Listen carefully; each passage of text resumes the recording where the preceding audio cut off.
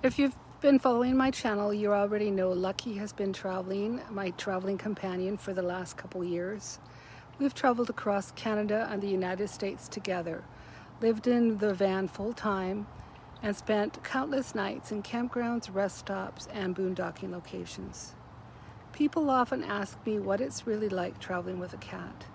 So today I'm going to share the biggest do's and don'ts I've learned from traveling with Lucky. Do let your cat adjust slowly. The biggest mistake people make is expecting their cat to immediately love van life. Lucky took to van life really quickly, but it didn't happen overnight. Everything was new, the sounds, the movement, the different smells, the sleeping somewhere different every night. I suggest start with short trips before planning a long adventure. Don't let your cat outside without protection. Even the calmest cat can get scared. A loud truck, barking dog, or unexpected noise can send them running. Lucky always wears her harness when she's outside, and I keep a close eye on her. It's simply not worth taking the risk.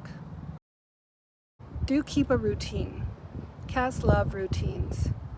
Lucky usually eats around the same time each day, early, and I try to keep to a schedule, whether we're parking in British Columbia, Arizona, or Texas. Keeping familiar routines helps reduce the stress for your cat. Don't force adventures. Some cats like hiking. Lucky not so much. She likes to stay close to the van. Lucky enjoys exploring around the camp, watching birds, sitting outside in the shade, and people watching. I've learned not to force her into activities she doesn't enjoy. She likes to stay close. Do give them their own space. Even in a small van, Lucky has her own spots.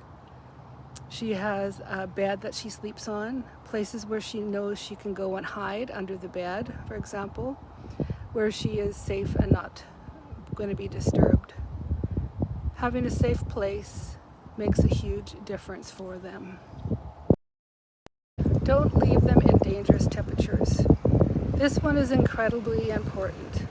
Vans heat up quickly and in summer and can become dangerously cold in the winter. I'm traveling in really hot weather this year, so I'm planning my days around Lucky. Sometimes that means changing my plans, running errands early in the morning, or finding shade instead of sightseeing. Her safety is always my first concern. Do bring plenty of entertainment. Lucky gets bored just like we do. I keep toys, strings, which she does play with, but she prefers to be outside ultimately. Sometimes her favorite entertainment is just watching the birds through the window. I know she does that at night. Don't forget about the litter box. It's probably the least glamorous part of traveling with a cat, but it's one of the most important. Keep it clean, scoop it often. I scoop it every day. And find a setup that works in your van. I have it under my bed. A clean litter box makes both of you much happier, and there's no smell. Do be patient. Every cat is different. Some adjust quickly, others may take weeks or even months, or never really travel well. Lucky has become an amazing travel companion, but it took some time. Now she knows when we're parked the van, she recognizes many of the routines, and even seems excited when it's time to come out of the van. Some of our routines, we get up pretty much the same time every morning, although with the time changes, she does wake me up sometimes earlier. I try to let her out as much as possible.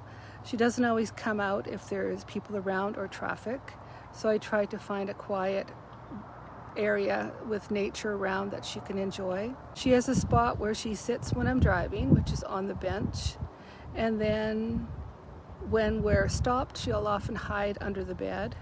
She never does come out to the front of the van, which is okay because then she's feeling safe and she's secure back there. At night, she sits on the dash or sleeps in the front seat, the driver's front seat. She's not a cat that often sleeps with me. unless it's really cold or she wakes me up wanting to be fed. She also has a litter box inside, but she prefers to go outside. So often, if we can find a spot, I'll try to find an area where she can go and do her business outside. So those are the sort of routines that we have with Lucky. She loves to come outside as much as possible, and I try to let her do that as she gets bored inside the van all the time. And when in hot temperature, like I am this year, I'm going through the Okanagan in British Columbia, and it's getting really hot at times during the day. My van with the sliding door, the wall behind the seat has kept the van much cooler, which I'm really happy for. But she seems to be okay with the heat.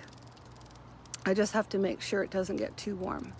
And so far, cross my fingers, it's working. So she is enjoying our trip along with me. My final thoughts around traveling with a cat. Traveling with a cat isn't always easy. Traveling with any animal isn't always easy. There are challenges. You have to plan differently. That was the main thing I learned. Sometimes you give up activities because your cat comes first. Her security and her comfort is important. But for me, having Lucky beside me has made van life so much more rewarding. She's been with me through mountain roads, deserts, beaches, forests, snowstorms, and sunny days. I honestly can't imagine traveling without her now. If you're thinking about taking your cat on the road, hopefully these do's and don'ts help you get started. And if you travel with a cat, I'd love to hear your best tips.